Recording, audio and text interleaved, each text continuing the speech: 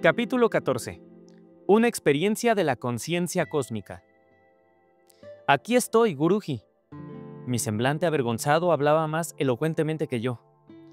Vamos a la cocina a buscar algo que comer. La actitud de Sri Yukteswar era tan natural como si hubieran sido solo horas y no días los que nos habían separado.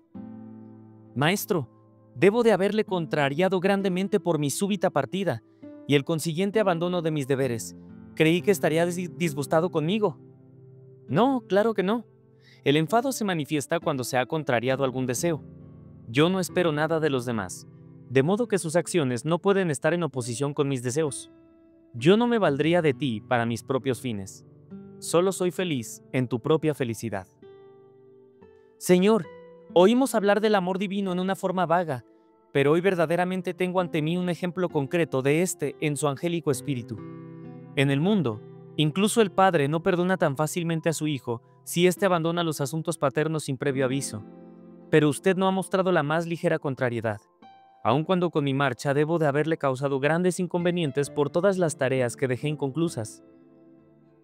Nos contemplamos mutuamente con ojos donde las lágrimas brillaban. Una oleada de bendición me cubrió. Yo sabía que el Señor, en la forma de mi gurú, estaba expandiendo los limitados ardores de mi corazón hacia los vastos dominios del amor cósmico. Pocos días después, entré por la mañana a la salita solitaria del maestro. Llevaba la intención de meditar, pero mi laudable propósito no era compartido por mis desobedientes pensamientos, los cuales revoloteaban como pájaros ante el cazador. ¡Mukunda! La voz de Sri Yukteswar se oyó desde el balcón distante. Me sentí tan rebelde como mis pensamientos. El maestro está siempre urgiéndome para que medite, murmuré entre dientes. No debería distraerme, puesto que sabe para qué he venido a su habitación. Volvió a llamarme y yo permanecí obstinadamente silencioso. A la tercera vez, su tono de voz era imperioso. «Señor, estoy meditando», contesté en tono de protesta. «Ya sé cómo estás meditando», replicó el maestro en voz alta, con la mente dispersa como las hojas bajo el vendaval. «Ven acá». Descubierto y frustrado, me dirigí con tristeza hacia donde él se hallaba. «Pobre muchacho, las montañas no pueden darte lo que tú anhelas». El maestro me habló cariñosamente. Su dulce y apacible mirada era insondable. El deseo de su alma será cumplido, le dijo Sri Yukteswar a Mukunda. Rara vez usaba Sri Yukteswar acertijos para expresarse. Me sentí sobrecogido. Me golpeó luego en el pecho ligeramente, un poco arriba del corazón.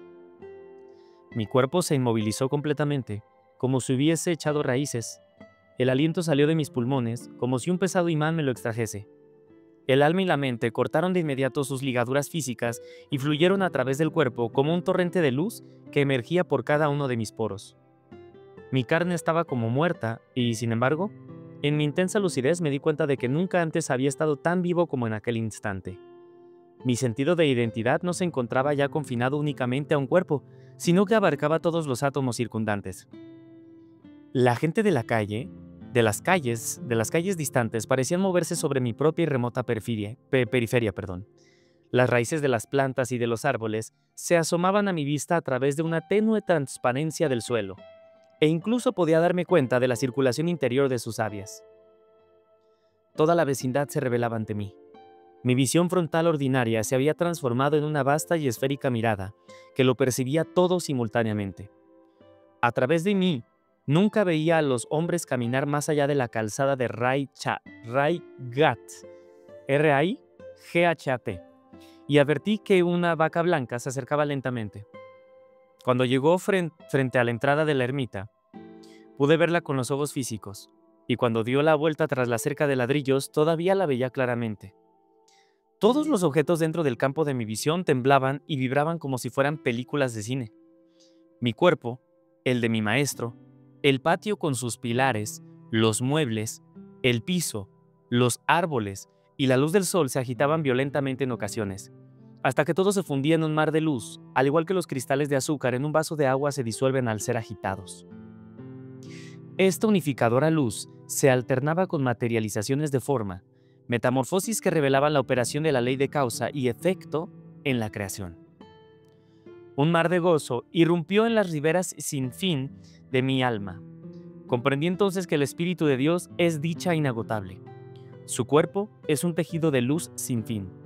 Un sentimiento de gloria creciente brotaba de mí. Un sentimiento de gloria creciente brotaba de mí y comenzaba a envolver pueblos y continentes, la Tierra entera, sistemas solares y estelares, las tenues nebulosas y los flotantes universos.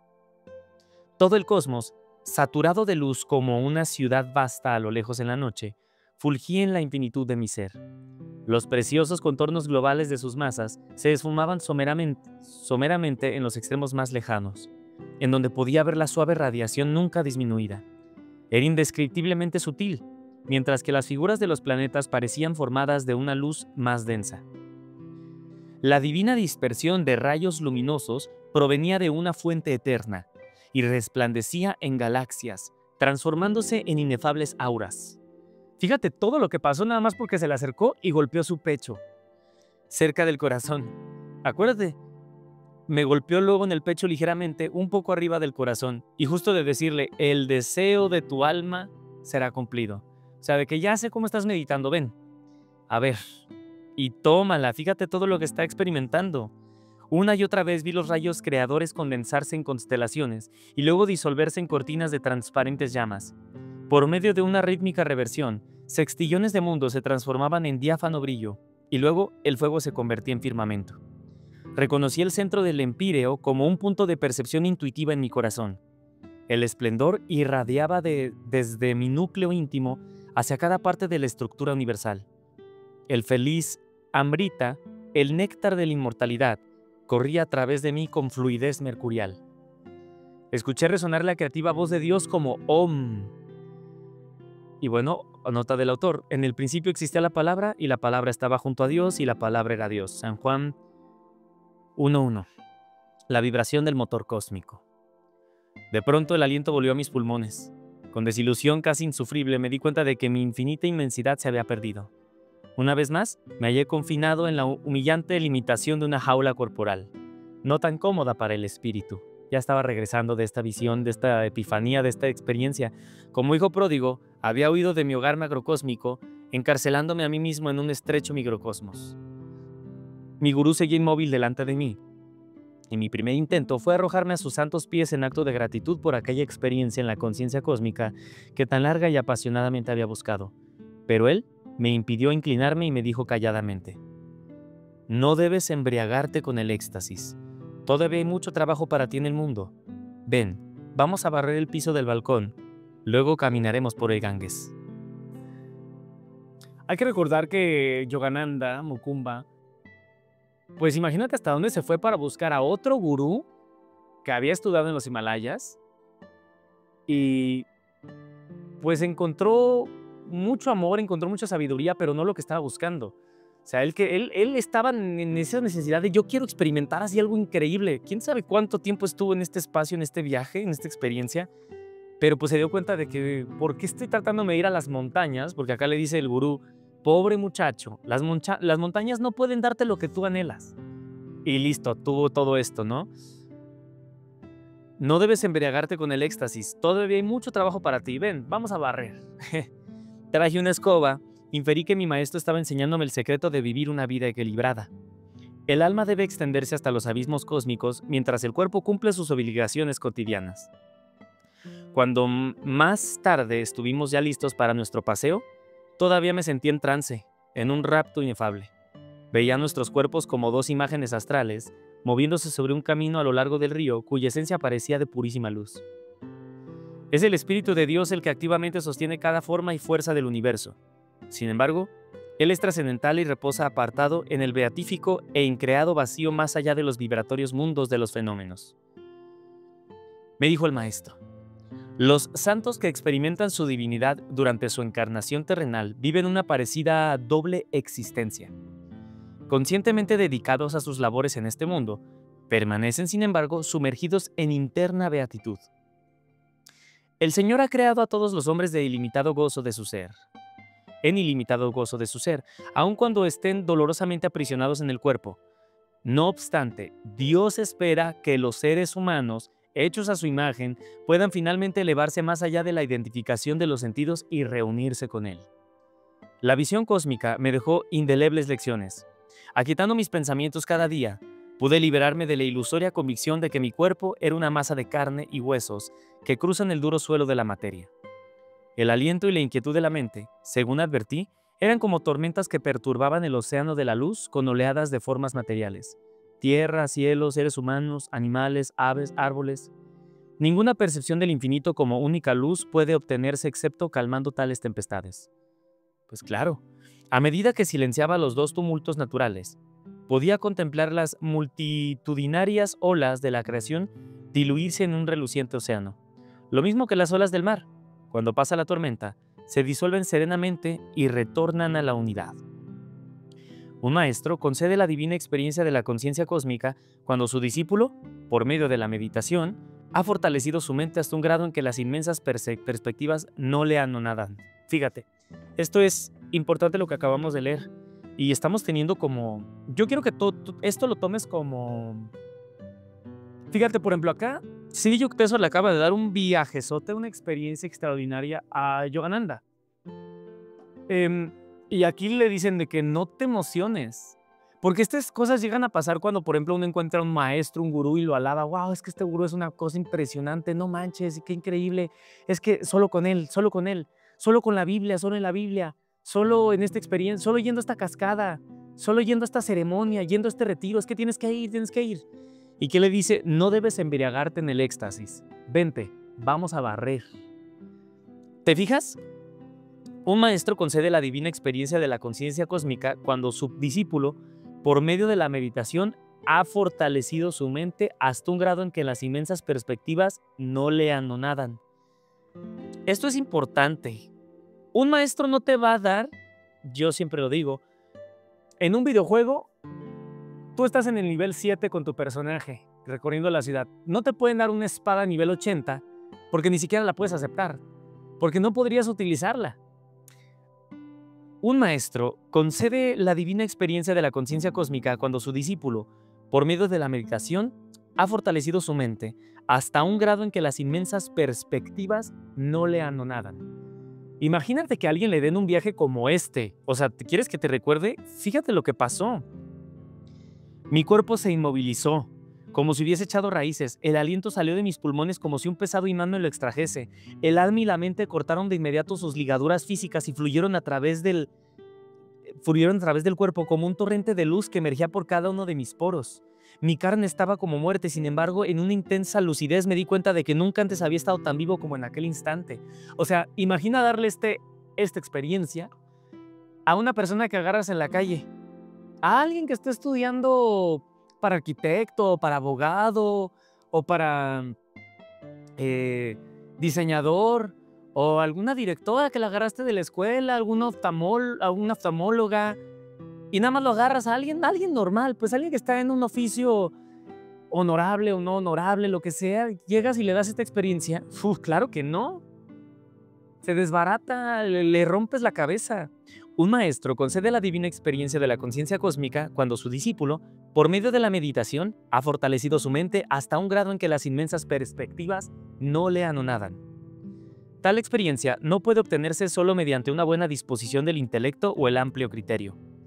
Únicamente por una adecuada expansión de la conciencia, mediante la práctica del yoga y por la vivencia devocional, bhakti, puede uno prepararse para absorber la conmoción libertadora de la omnipresencia.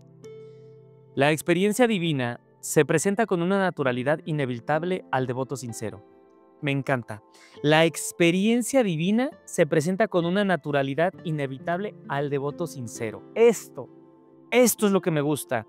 Esto es lo que me encanta. La experiencia divina se presenta con una naturalidad inevitable al devoto sincero. Escucha nada más eso. Fíjate que una persona no puede... es que me encanta esta frase, le tengo que tomar aquí una foto.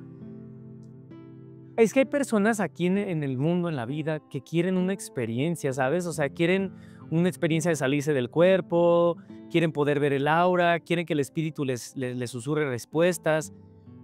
Es que eso se puede. La experiencia divina se presenta con una naturalidad inevitable al devoto sincero.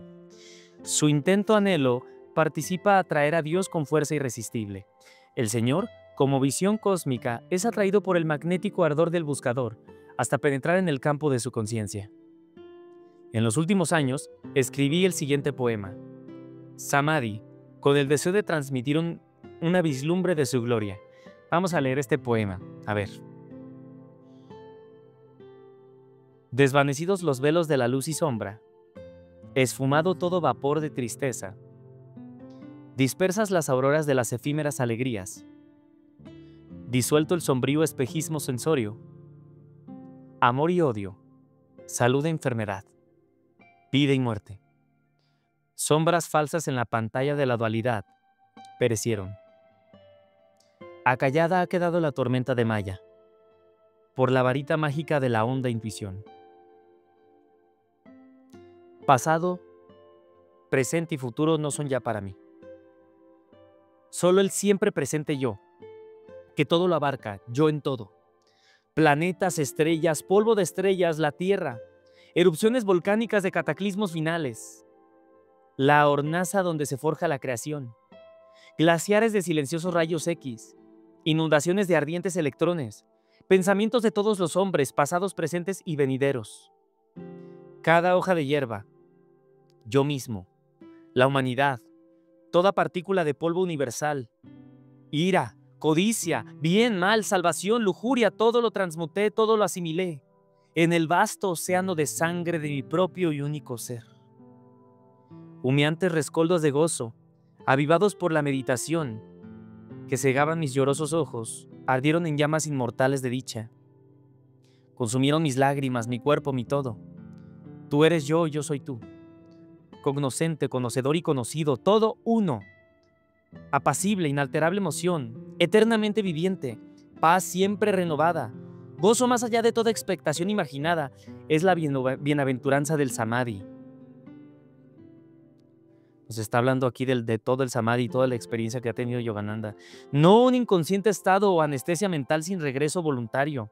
El Samadhi extiende mi reino consciente más allá de los límites de mi ser mortal, hacia el más lejano confín de la eternidad, donde yo, el mar cósmico, contemplo al pequeño ego flotando en mí. Los móviles murmullos de los átomos resultan audibles. ¡Wow! Escucha eso. Los móviles murmullos de los átomos resultan audibles. La oscura tierra, las montañas y los valles se licuan. Fluyentes océanos tórnase vapores de nebulosas. Om sopla sobre los vapores, abriendo prodigiosamente sus velos. Los océanos aparecen revelados en luminosos electrones, hasta que al fin el sonido del tambor cósmico desvanece las materiales luces en eternos rayos de omnipresentes bienaventuranzas. Del gozo vine, por el gozo vivo, y en el sagrado gozo fundo mi ser. Océano de la mente, bebo todas las olas de la creación. Los 4 velos de sólidos, líquidos, vapores y luz se elevan libres. Yo, presente en todo, entro en el grandioso yo. Partieron para siempre las ágiles y cintilantes sombras de la mortal memoria. Mi cielo mental está totalmente despejado. Abajo, adelante y muy en lo alto. La eternidad y yo, un solo rayo unidos somos. Yo, una pequeña burbuja de risa, me he convertido en el mismo mar de la dicha. ¡Wow!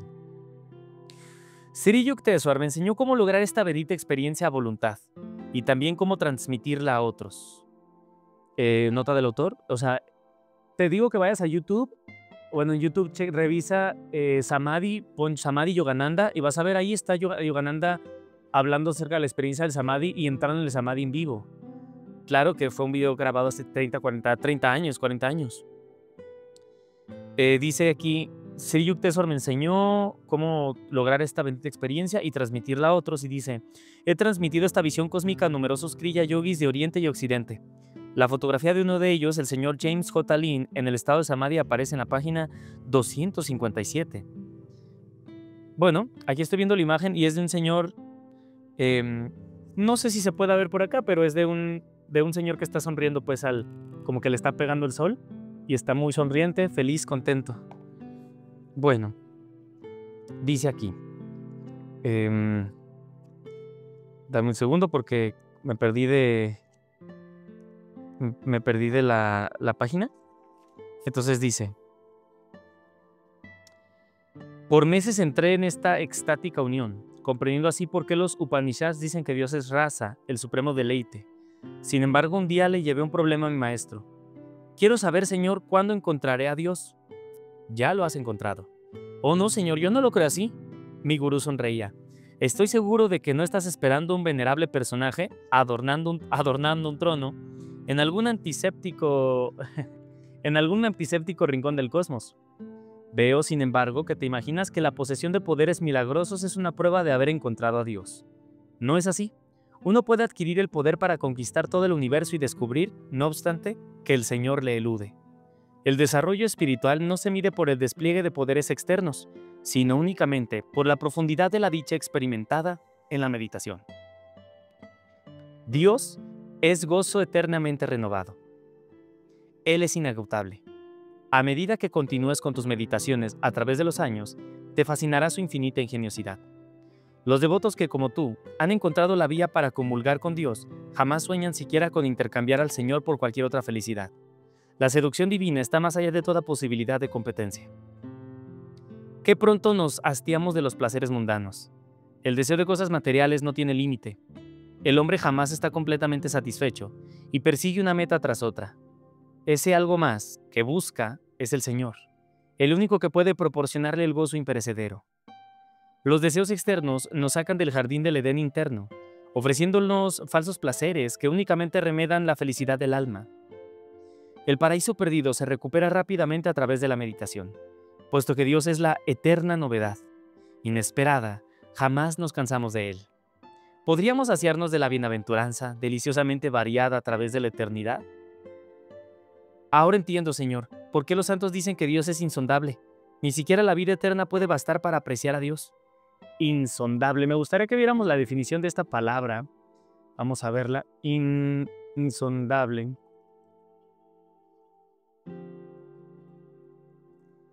Insondable. Eso es verdad, pero también Él está siempre próximo y al alcance de nuestro amor. Una vez que por medio del Kriya Yoga, la mente se purifica de los obstáculos sensorios, la meditación proporciona una doble prueba de Dios. El gozo siempre renovado es una evidencia de su existencia, que nos penetra hasta los átomos, y también en la meditación uno encuentra su guía instantánea y su adecuada respuesta a cualquier dificultad. Bueno, insondable es como mirar al fondo del océano de noche. Sabes que hay algo allá abajo, pero no logras ver ni entenderlo por completo. También puede usarse para describir los sentimientos de una persona cuando son demasiado intensos o complicados para entenderlos fácilmente.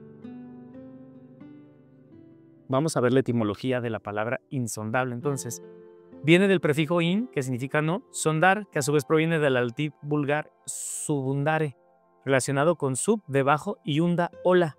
Luego pasó al francés antiguo sonde, cuerda con peso para medir la profundidad del mar. El sufijo able indica que puede ser, entonces literalmente insondable significa que no puede ser sondeado o medido en su profundidad.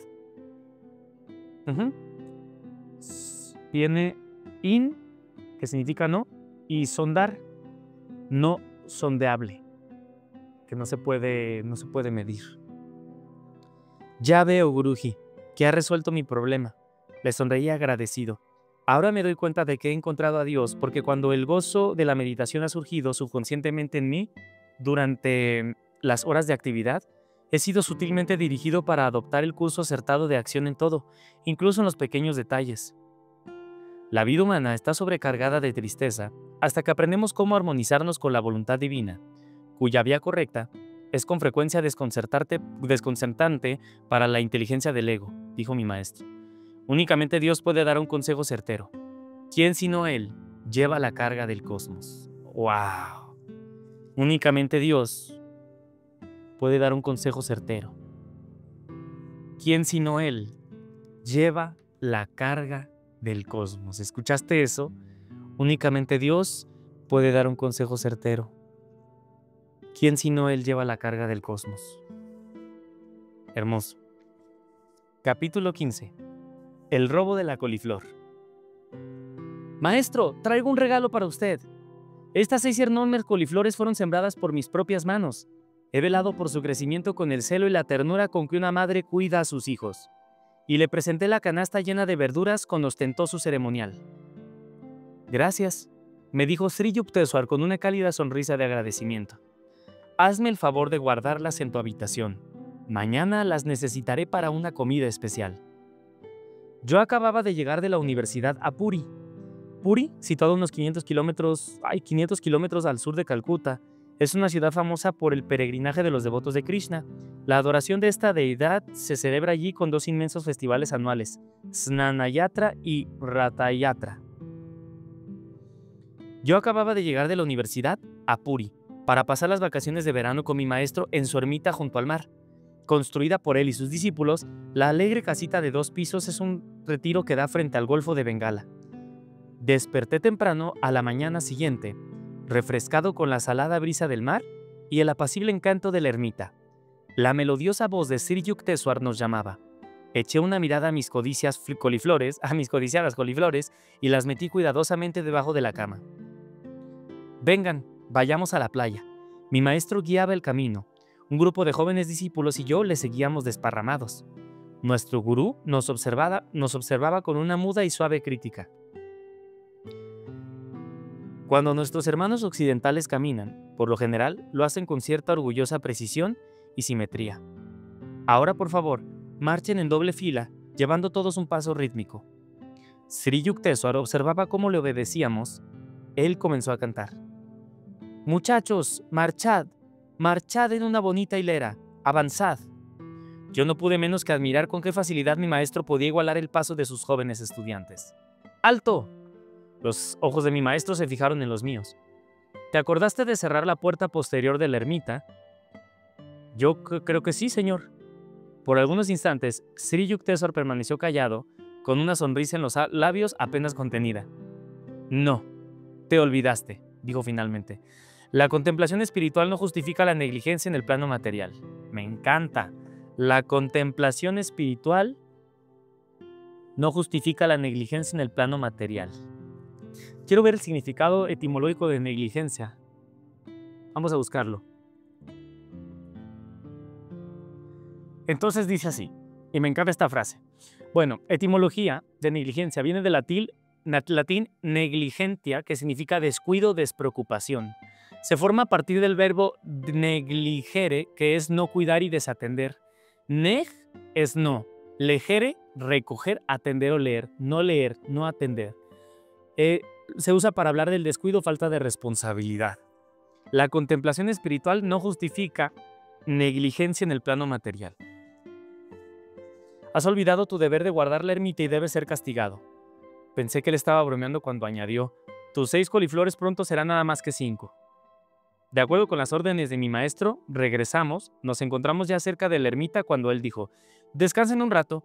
Mukunda, mira a tu izquierda y a través del descampado hacia el camino que está más allá. Pronto llegará allí un hombre, y él será el instrumento de tu castigo. Yo escondí mi bochorno ante sus incomprensibles indicaciones. Pronto apareció un campesino por el sendero, bailando de una forma grotesca y moviendo sus brazos de un lado para otro, con gestos inexpresivos. Casi paralizado por la curiosidad, fijé mis ojos en el divertido espectáculo. Cuando el hombre llegó a cierto punto del camino donde desapareció de nuestra vista, Sri Yukteswar dijo, ahora regresará. El campesino cambió inmediatamente su dirección y se dirigió a la parte trasera de la ermita. Atravesando una parte arenosa entró en la casa por la puerta de atrás. En efecto, yo la había dejado abierta, como mi maestro había dicho. Poco después salió el hombre, llevando en su mano una de mis preciosas coliflores. Ahora caminaba en una forma seria y distinguida, investido con la dignidad de la posesión. La inesperada farsa, en la cual mi papel parecía ser el de asombrada víctima, no era tan desconcertante como para impedirme seguir, indignado, al ladrón. Ya iba a mitad del camino cuando mi maestro me llamó. Estaba materialmente sacudiéndose de risa de pies a cabeza. Ese pobre loco estaba deseando una coliflor, decía mi maestro entre risa y risa, y creí que sería bueno que tomara una de las tuyas tan mal guardadas.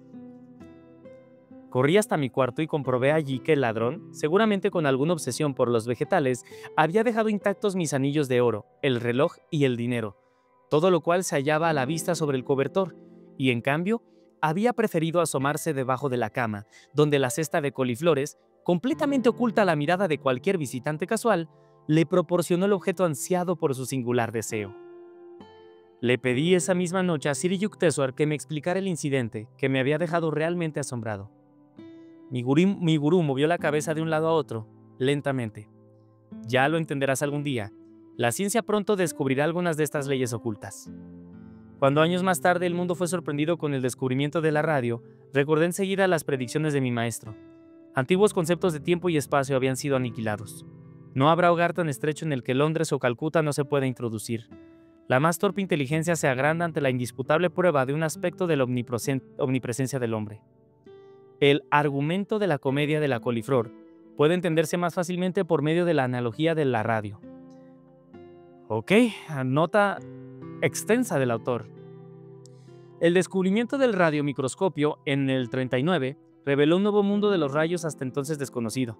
El hombre mismo, así como todas las clases de supuestas materias inertes, emiten constantemente los rayos que este nuevo instrumento ve, anunció la prensa asociada. Aquellos que creen en la telepatía, la visión interior y la clarividencia tienen en este anuncio la primera prueba científica de la existencia de los rayos invisibles que realmente pululan entre una persona y otra. Esta invención basada en una de las ondas de radio es en realidad un estetoscopio de radiofrecuencia. Su función con respecto a la materia fría, no incandescente, es la misma que realiza el espectroscopio al descubrir la clase de átomos que componen las estrellas.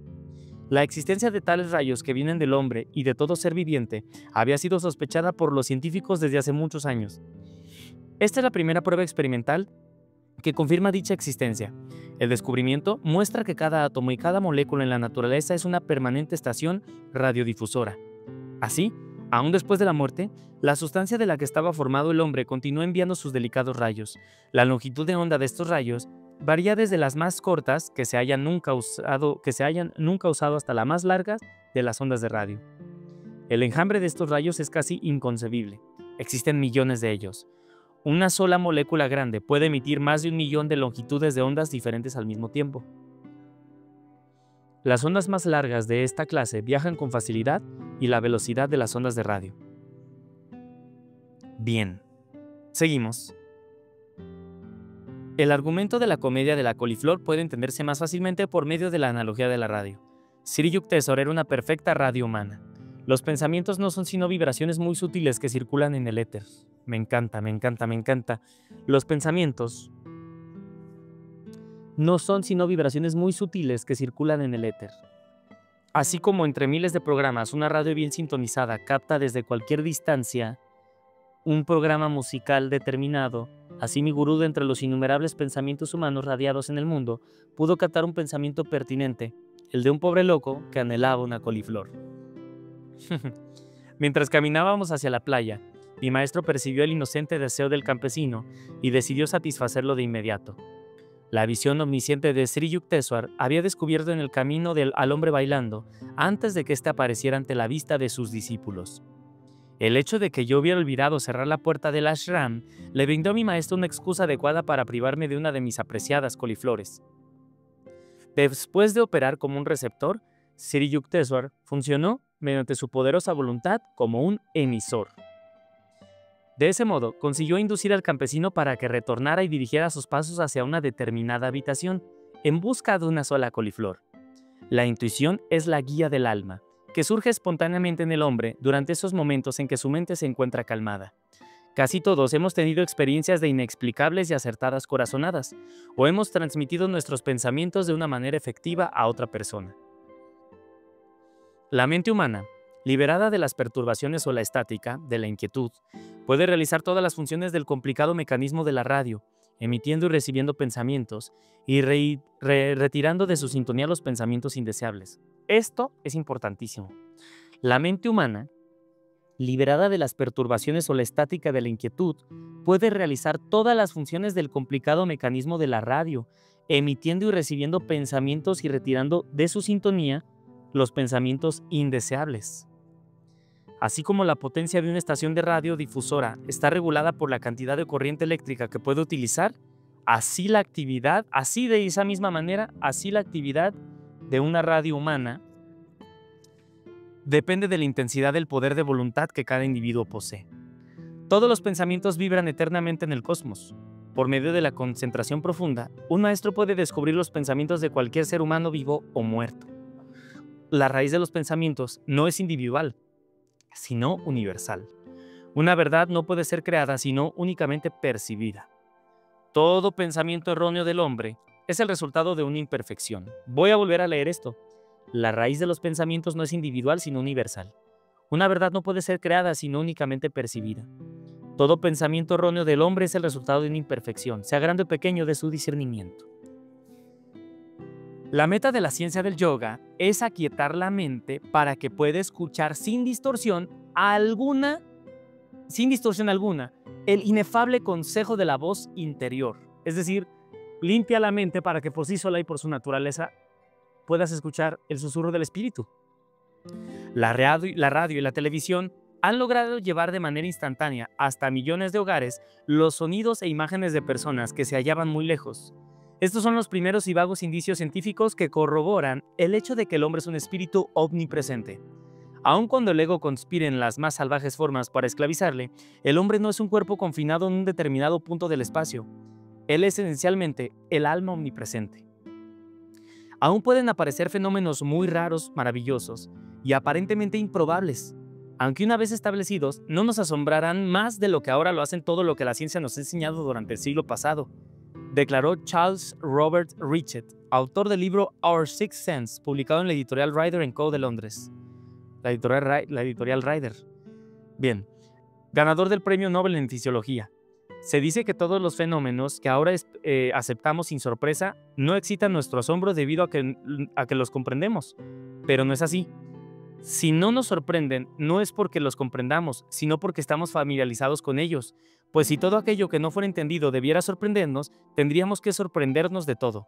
La caída de la piedra que se tira en el aire, la bellota que se convierte en encina, el mercurio que se expande cuando se calienta o el hierro atraído por el imán. La ciencia de hoy es elemental. Las asombrosas verdades que descubrirán nuestros descendientes se hallan ahora mismo a nuestro alrededor, mirándonos a los ojos, por así decirlo, y sin embargo no las vemos. Pero no basta con decir que no las vemos, no queremos verlas, porque tan pronto como un hecho inesperado y poco familiar aparece, tratamos de fijarlo dentro del marco del conocimiento común ya adquirido y nos indignamos ante la perspectiva de que alguien se atreva a experimentar más. Un suceso algo cómico tuvo lugar unos días antes de que me fuera robada tan inesperadamente la coliflor. No podíamos encontrar una determinada lámpara de petróleo, mas habiendo comprobado tan recientemente la omnisciente visión de mi gurú, yo creía que él demostraría que era un juego de niños el localizarla. El maestro percibió mi expectación. Con exagerada seriedad, interrogó a todos los residentes de la ermita. Un joven discípulo manifestó que él la había usado para ir al pozo, en el patio trasero, y Sri Yukteswar dio, con mucha solemnidad, el siguiente consejo: búsquese la lámpara cerca del pozo. Corrí hacia allí, pero no encontré la lámpara. Desalentado, regresé hasta donde se hallaba mi gurú. Él estaba riéndose de muy buena gana y sin disimulo ante mi desencanto, ¡Qué lástima que no pueda guiarte hacia la lámpara desaparecida! ¡No soy adivino! Y guiñó el ojo silenciosamente. Ni siquiera soy un buen Sherlock Holmes. Luego me di cuenta de que mi maestro nunca manifestaría sus poderes para satisfacer la expectación ajena o con algún motivo trivial. Semanas venturosas siguieron. Sri Yukteswar estaba organizando una procesión religiosa. Me pidió que guiara a los discípulos a través de la población y la playa de Puri. El día de la festividad, es decir, el solsticio de verano, amaneció intensamente caluroso. Guruji, ¿cómo podré llevar a los estudiantes descalzos a través de las ardientes arenas?, le dije en tono desesperado. Te voy a decir un secreto, contestó el maestro. El Señor va a mandar una sombrilla de nubes y todos ustedes caminarán con comodidad. Alegremente, bajo esos auspicios, organicé la comitiva. Nuestro grupo salió de la ermita portando un estandarte de satsanga. el cual había sido diseñado por Sri Yukteswar. Satsanga significa ser, esencia, verdad, o sea, Sat significa ser, esencia, verdad, Sangha, asociación. Sri Yukteswar llamaba Satsanga, confraternidad con la verdad, a la organización de su ermita. Entonces dice, el cual había sido diseñado por Sri Yukteswar y tenía como símbolo el ojo único. Si tu ojo es único, todo tu cuerpo estará luminoso. San Mateo 6:22. Durante la meditación profunda, el ojo único u ojo espiritual se torna visible internamente, a nivel de la parte central de la frente. En las escrituras se hace referencia al ojo omnisciente como el tercer ojo, la estrella de oriente, el ojo interno, la paloma que desciende del cielo, el ojo de Shiva, el ojo intuitivo, etc. Apenas habíamos adornado la ermita cuando el cielo comenzó a cubrirse de nubes, como si hubiesen sido traídas por arte de magia. Con el acompañamiento de toda clase de exclamaciones de sorpresa de la gente, se desencadenó una ligera llovizna que refrescó las calles y las quemantes arenas de la playa. La mitigadora llovizna cayó durante las 2 horas que duró la procesión. En el instante mismo en que nuestro grupo regresó a la ermita, las nubes y la lluvia se evaporaron sin dejar vestigio. ¿Ya ves cómo Dios cuida de nosotros?, me dijo el maestro después de que le manifestara mi gratitud. Dios responde a todos y trabaja para todos. Así como Él envió la lluvia a mi ruego, así cumple cualquier deseo sincero del devoto. Rara vez el hombre se da cuenta de cómo Dios escucha nuestras oraciones. Él no es parcial para unos cuantos, sino que nos escucha a todos los que acudimos a Él confiadamente. Sus hijas deben siempre tener una fe implícita en la amorosa bondad de su Padre omnipresente. Y dice nota del autor, el que implantó la oreja no va a oír, el que formó los ojos no ha de ver, el que enseña a los hombres no conocerá. ¡Wow! Sri Yukteswar efectuaba 4 festivales anuales, en los equinoccios y en los solsticios, reuniendo a sus estudiantes, quienes acudían desde cualquier punto, por más lejos que se encontraran. El solsticio de invierno se celebraba en Serampore, el primero al que concurrí me dejó una permanente bendición. Las festividades principaban por la mañana con una procesión por las calles con los pies descalzos. Las voces de cientos de estudiantes se elevaban con los dulces cantos religiosos. Algunos músicos tocaban la flauta y el kol kartal, tambores y címbalos. Los habitantes de la población entusiasmados regaban las calles con flores, gustosos de ser apartados y distraídos de sus prosaicas labores por nuestras resonantes alabanzas al bendito nombre del Señor. La larga caminata terminaba en el patio de la ermita. Ahí poníamos a nuestro gurú en el centro de un círculo formado por nosotros, mientras que, desde los balcones de arriba, algunos estudiantes nos rociaban con flores de maravilla. Muchos de los huéspedes subían a la parte alta a recibir un pastel de chana y naranjas. Yo me abrí camino hacia un grupo de estudiantes que en esta ocasión estaban sirviendo de cocineros. El alimento para tan grande multitud debía ser cocinado afuera, en enormes casos. Las improvisadas estufas de ladrillo que quemaban leña despedían mucho humo y nos provocaban copiosas lágrimas. Pero gozosamente y riendo hacíamos nuestro trabajo. Las festividades religiosas de la India nunca son consideradas molestas y cada uno hace su parte con gusto, ya sea ofreciendo dinero, arroz, verduras o servicios personales. Pronto el maestro se presentó en medio de nosotros, vigilando los detalles del festejo. Ocupado constantemente, trabajaba al mismo ritmo que el más activo de los jóvenes estudiantes.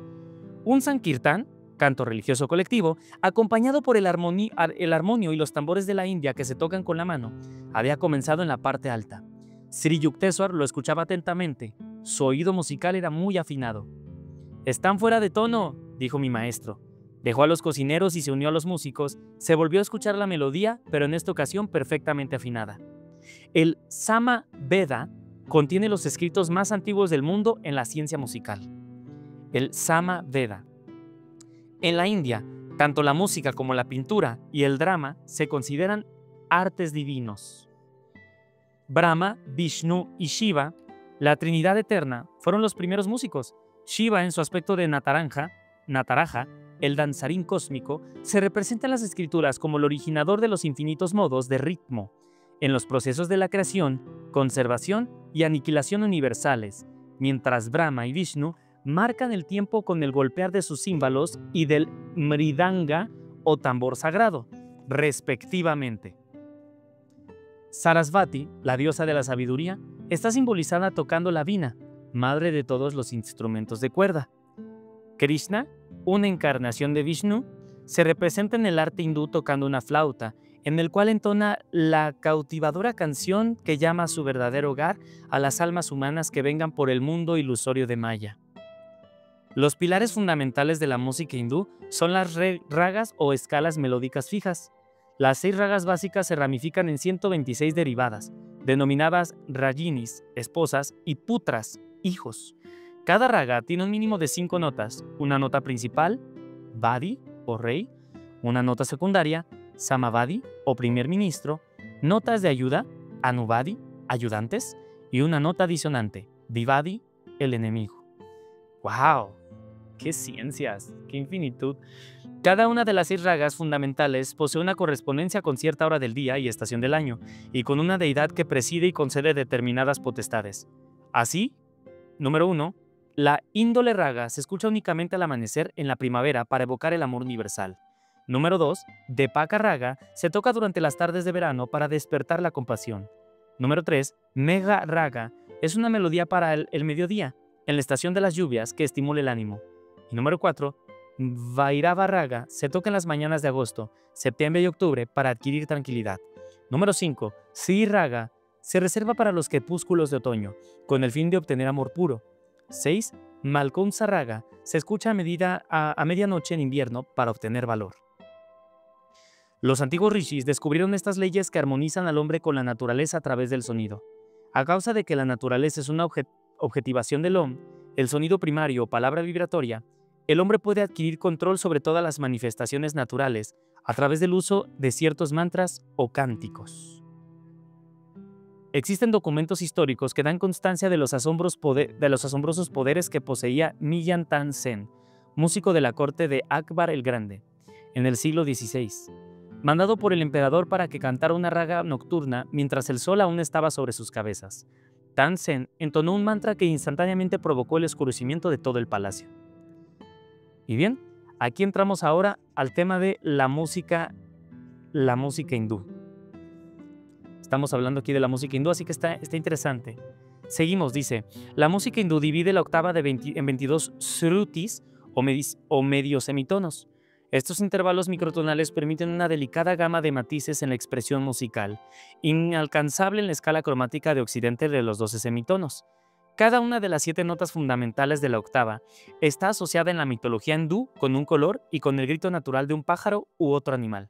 Do con el verde y el pavo real, re con el rojo y la alondra, mi con el dorado y la cabra, fa con el color marfil y la garza, sol con el negro y el ruiseñor, la con el amarillo y el caballo, si con una combinación de todos los colores y el elefante. La música hindú registra 72 tatas o escalas. El músico tiene un campo de posibilidades creadoras que le permiten un sinfín de improvisaciones alrededor de una melodía fija tradicional o raga. Él se concentra en el sentimiento o carácter peculiar del tema estructural, elaborándolo hasta los límites de su originalidad. Los músicos hindúes no leen una serie de notas fijas. Cada vez que tocan, cubren de nuevo un ropaje al desnudo esqueleto de la raga, limitándose a menudo a una sola secuencia melódica y enfatizando por medio de la repetición todas las sutiles variaciones del ritmo y de los microtonos. Bach, entre los compositores occidentales, comprendió el encanto y el poder de la repetición del sonido, ligeramente diferenciado en múltiples y complejas variaciones. La literatura sánscrita describe 120 talas, o medidas de tiempo. Se cuenta que el fundador tradicional de la música hindú, Bharata, había aislado 32 clases de talas con el canto de una alondra. El origen de tala, o ritmo, está relacionado con los movimientos humanos. El doble tiempo al caminar y el triple tiempo al respirar mientras dormimos, cuando la inhalación dura el doble de tiempo que la exhalación. La India siempre ha reconocido la voz humana como el más perfecto instrumento de sonido. Por eso, una gran parte de la música hindú se confina al intervalo de la voz en 3 octavas. Por idéntica razón, se acentúa más la melodía, relación entre notas sucesivas, que la armonía, relación entre notas simultáneas. La música hindú es subjetiva, espiritual. Es un arte individualista que no persigue el brillo sinfónico, sino una armonía personal con el alma suprema. En verdad, todas las canciones célebres de la India han sido compuestas por devotos de Dios. La palabra sánscrita para denominar al músico es Bhagavatar, aquel que canta las loas de Dios. ¡Wow! Los sankirtans o reuniones musicales, sankirtans, son una forma efectiva del yoga o disciplina espiritual que requiere una profunda concentración e intensa absorción en la raíz del pensamiento y del sonido. Como el hombre mismo es una expresión de la palabra creadora, el sonido tiene un potente o inmediato efecto en él. La razón por la cual las grandes composiciones musicales religiosas de Oriente y Occidente le producen alegría al hombre se debe a que ocasionan temporalmente un despertar vibratorio en alguno de los centros ocultos de la espina dorsal y evocan en él, en esos momentos de dicha, tenues recuerdos de su origen divino. Fascinante, fascinante, fascinante. La razón por la cual las grandes composiciones musicales religiosas de Oriente y Occidente nos encantan es porque despiertan algo de nuestro origen divino. Me encanta. El sonido del Sankirtán que salía de la sala del piso superior en el día del festival resultaba inspirador para los cocineros, agrupados en torno a las humeantes ollas. Mis hermanos discípulos y yo cantábamos gozosamente los estribillos y marcábamos el compás batiendo palmas. Al atardecer ya habíamos servido kichuri, arroz con lentejas, curry vegetal y pudding de arroz a centenares de visitantes. Tendimos cobertores de algodón en el patio y pronto todos los participantes de aquella asamblea estaban sentados bajo el cielo estrellado, quietamente atentos a los manantiales de sabiduría que fluían de los labios de Sri Yukteswar. Sus charlas públicas ponían un énfasis particular en el valor del Kriya Yoga y en llevar una vida de respeto por uno mismo, calma, determinación, dieta sencilla y ejercicio regular. Hay que poner atención a eso: calma, determinación, dieta sencilla, ejercicio regular. Un grupo de discípulos muy jóvenes cantó luego unos himnos sagrados y la reunión terminó con un ferviente Sankirtán. Desde las 10 hasta la medianoche, los residentes de la ermita lavamos sartenes y ollas y limpiamos el patio. Mi gurú me llamó a su lado. Mucho me ha complacido tu celo en cumplir tus deberes de hoy y en los preparativos de la semana pasada, me dijo. Quiero que estés a mi lado. Puedes dormir en mi cama esta noche. Este era un privilegio que nunca soñé poder disfrutar. Nos sentamos por un rato en un estado de inmensa divina tranquilidad. Apenas 10 minutos después de que nos habíamos acostado, mi maestro se levantó y comenzó a vestirse. ¿Qué sucede, señor? El gozo de dormir al lado de mi gurú se tiñó de pronto con un sentimiento de irrealidad. Creo que algunos de los estudiantes que no consiguieron realizar oportunamente la conexión con su tren pronto estarán aquí. Vamos a preparar algo de alimento. O sea, está teniendo, fíjate, imagínate un maestro de que, pasó algo, hay que preparar comida. Nada más. Guruji, nadie vendrá a la 1 de la mañana. Quédate en la cama. Has trabajado mucho, pero yo voy a cocinar. En vista del tono resuelto de Sri Yukteswar, salté de la cama y le seguí a la pequeña cocina de su uso ordinario, adyacente al balcón interior de la planta alta. Pronto estuvieron hirviendo el arroz y el dal. Mi gurú me sonrió afectuosamente. Esta noche has conquistado la fatiga y el temor al trabajo arduo. Jamás volverán a molestarte. Mientras pronunciaba estas palabras de bendición para toda mi vida, sonaron pisadas en el patio. Corrí escaleras abajo y le di entrada a un grupo de estudiantes. «Querido hermano, lamentamos perturbar al maestro a esta hora», me dijo uno de ellos. «Cometimos un error con la combinación de trenes en nuestro itinerario, pero sentimos que no podíamos regresar a nuestros hogares sin antes ver a nuestro gurú. Él ya los espera y de hecho les ha preparado un alimento». La voz de bienvenida de Sri Yukteswar se dejó oír y yo conduje a los asombrados visitantes a la cocina. No, ya imagino Yogananda. Lo sabemos, hermanos. El maestro los está esperando. Mi maestro, guiñándome los ojos, me dijo: ahora que ya has terminado de comparar los hechos, sin duda estarás satisfecho de que nuestros huéspedes realmente perdieran el tren. Media hora le seguí hasta el dormitorio, dándome cuenta con regocijo del honor que suponía dormir al lado de un gurú semejante a Dios. ¡Qué hermoso! ¡Qué fantástico! Y bien, gracias. ¿Cómo estás? ¿Cómo estás con esta lectura? Estuvo un poco pesadito la explicación de la música hindú, pero bien, es la autobiografía de un yogi. Muy bien, espero que hayas disfrutado de esta lectura. Si te gusta este trabajo y quisieras que lea más libros para ti, te invito a que te unas como miembro exclusivo de mi canal o que te suscribas a mi canal. Que Dios te bendiga y muchas gracias. Dios te bendice. Gracias.